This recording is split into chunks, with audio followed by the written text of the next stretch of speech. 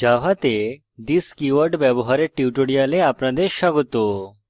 এই টিউটোরিয়ালে শিখব this কীওয়ার্ডের ব্যবহার, ফীল্ডের সাথে this কীওয়ার্ডের ব্যবহার, this কীওয়ার্ড কনস্ট্রাক্টরের শৃঙ্খলার জন্য ব্যবহার।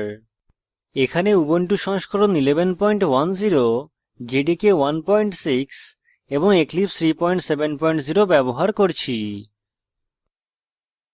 টিউটোরিয়ালটি অনুসরণ করতে এক্লিপসে ব্যবহার করে কনস্ট্রাক্টর তৈরি সম্পর্কে জানতে হবে।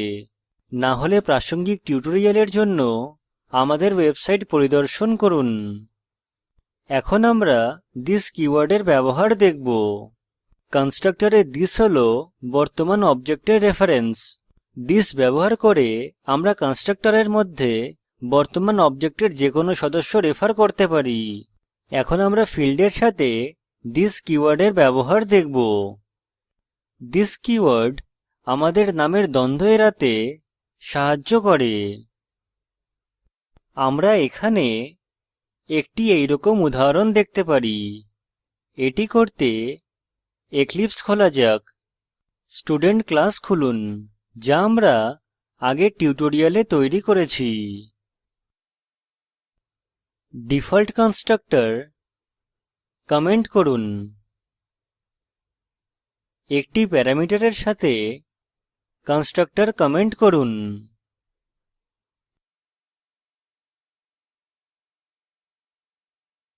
এছাড়াও প্রথম দুটি অবজেক্ট তৈরি করতে কোড কমেন্ট করুন।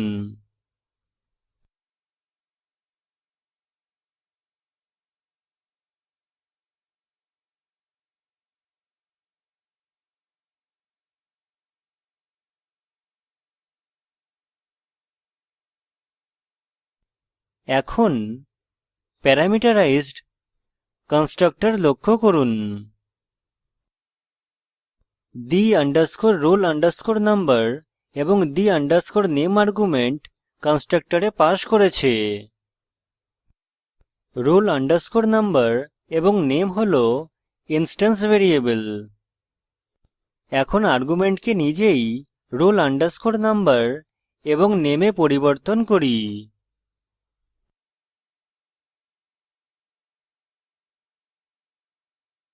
সুতরাং কনস্ট্রাক্টরে রয়েছে roll number equal to roll number এবং name equal to name। এখন ফাইল সংরক্ষণ করে রান করুন। তাই Ctrl S এবং Ctrl F11 টিপুন। আমরা নিম্নরূপে output pi: I am a parameterized constructor, 0 null। এখন কোডে ফিরে আসি। আমরা কোডে দুটি সতর্কবার্তা দেখি। মাউসকে সতর্কতা চিহ্নে নিয়ে যান। এখানে দেখি the assignment to the variable roll number has no effect এবং the assignment to the variable name has no effect। এর কারণ হল কনস্ট্রাক্টরে roll number এবং name হল লোকাল ভ্যারিয়েবল। লোকাল ভ্যারিয়েবল হল সেই ভ্যারিয়েবল যা মেথড বা ব্লকের মধ্যে উপলব্ধ। এখানে roll number এবং name 11 এবং রাজুতে ইনিসিয়েলাইজ করা হবে। কারণ আমরা 11 এবং রাজু কনস্ট্রাক্টরে পাস করেছি। কিন্তু একবার তা কনস্ট্রাক্টরের বাইরে এলে তা অ্যাক্সেস করা সম্ভব নয়। তারপর আমাদের জানা শুধুমাত্র roll number এবং name হল ইনস্ট্যান্স ভ্যারিয়েবল। একবার অবজেক্ট তৈরির পর তাদের 0 এবং null এ ইনিসিয়েলাইজ করা হয়েছে। আমরা আউটপুট 0 এবং null পেয়েছি। এখন কনস্ট্রাক্টরের মধ্যে একটি ছোট পরিবর্তন করা যাক। তাই লিখুন this dot roll number equal to roll number এবং this dot name equal to name। এখন ফাইল সংরক্ষণ করে রান করুন। তাই Ctrl S এবং Ctrl F11 টিপুন। নিম্নরূপে output pi: I am a parameterized constructor, 11 এবং রাজু।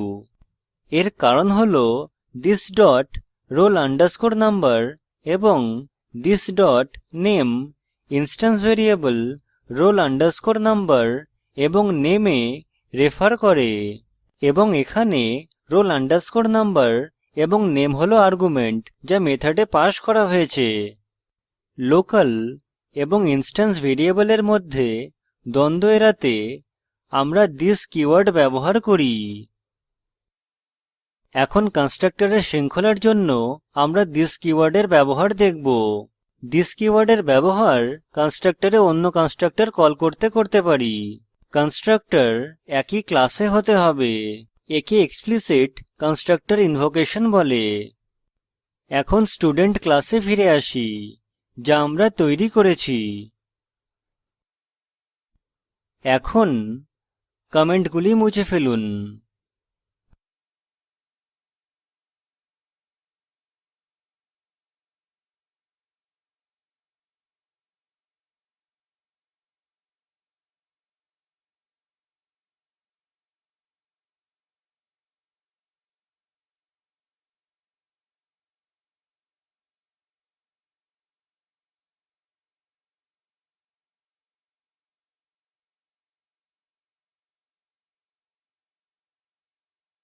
এখন প্রথম দুটি কন্সট্রকটরে ইনস্ট্যান্স ভ্যারিয়েবলকে তাদের মান প্রদান করতে এই অংশ কমেন্ট করুন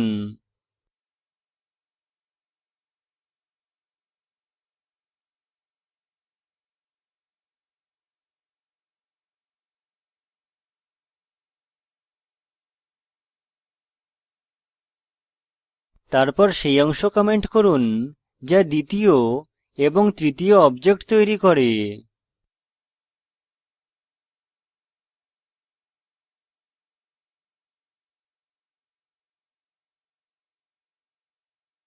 এখন প্রথমে প্যারামিটার ছাড়া কন্সট্রকটরে আসা যাক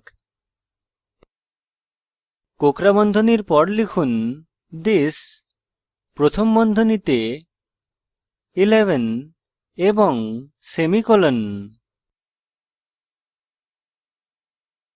দ্বিতীয় কন্সট্রকটরে লিখুন this প্রথম বন্ধনীতে 11 কমা ডবল উদ্ধৃতিতে রাজু সেমিকোলন এখন ফাইল সংরক্ষণ করে রান করুন তাই Ctrl S এবং Ctrl F11 টিপুন নিম্নরূপে output pi I am a parameterized constructor I am a constructor with a single parameter I am a default constructor 11 এবং রাজু এখন আমি আউটপুট ব্যাখ্যা করব অবজেক্ট তৈরীর পর তার সম্বন্ধীয় কন্সট্রকটর কল করা হয় এখানে উপস্থিত কন্সট্রকটর হল নো আর্গুমেন্ট কনস্ট্রাক্টর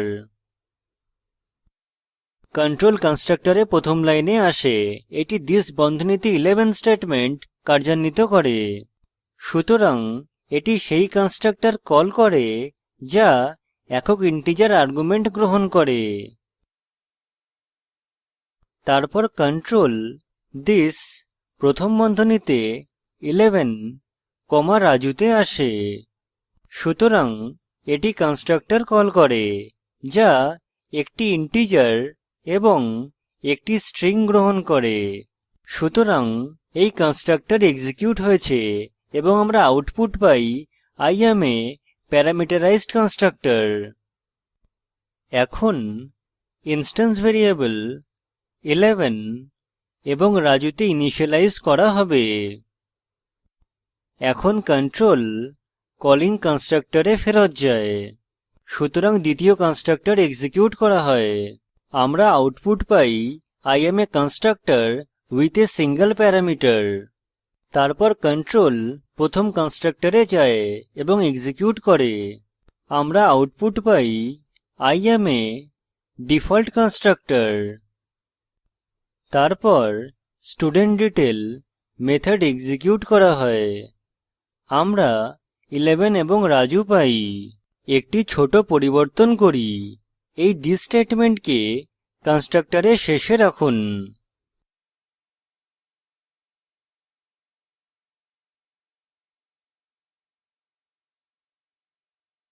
আমরা একটি কম্পাইলার এরর পাই।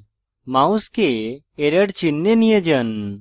এরর হল constructor call must be the first statement in a constructor। আমাদের এটি কনস্ট্রাক্টরের প্রথম লাইন করা আবশ্যক, সুতরাং এটিকে কনস্ট্রাক্টরের প্রথম লাইন করুন।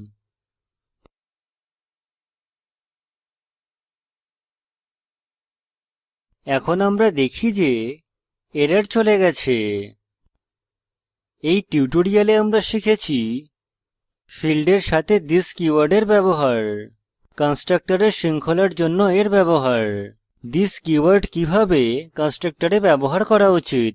আত্মমূল্যায়নের জন্য পূর্বে তৈরি করা এমপ্লয়ী ক্লাসে দুটি প্যারামিটারের সাথে কনস্ট্রাক্টর তৈরি করুন। ইনস্ট্যান্স ভ্যারিয়েবল ইনিশিয়ালাইজ করতে থিস কীওয়ার্ড ব্যবহার করুন। একটি এবং কোনো প্যারামিটার ছাড়াও কনস্ট্রাক্টর তৈরি করুন। টিউটোরিয়ালে আলোচিত থিস ব্যবহার করে কনস্ট্রাক্টর শৃঙ্খলিত করার চেষ্টা করুন। স্পোকেন টিউটোরিয়াল প্রকল্প সম্পর্কে অধিক জানতে এই লিঙ্কে উপলব্ধ ভিডিওটি দেখুন। এটি প্রকল্পকে সারসংক্ষেপে বোঝায়। ভালো ব্যান্ডউইডথ না থাকলে আপনি ভিডিওটি ডাউনলোড করে দেখতে পারেন। স্পোকেন টিউটোরিয়াল প্রকল্প দল টিউটোরিয়াল ব্যবহার করে কর্মশালার আয়োজন করে। অনলাইন পরীক্ষা পাস করলে প্রশংসাপত্র দেয়। বিস্তারিত তথ্যের জন্য contact@spoken-tutorial.org তে ইমেল করুন। Spoken tutorial talk to a teacher প্রকল্পের অংশবিশেষ। এটি ভারত সরকারের আইসিটি এমএইচআরডি এর জাতীয় শিক্ষা মিশন দ্বারা সমর্থিত। এই বিষয়ে বিস্তারিত তথ্য এই লিঙ্কে প্রাপ্তিসাধ্য। spoken-tutorial.org/nmeict-intro। আমরা টিউটোরিয়ালের শেষে চলে এসেছি। আমি কৌশিক দত্ত টিউটোরিয়ালটি অনুবাদ করেছি। ধন্যবাদ।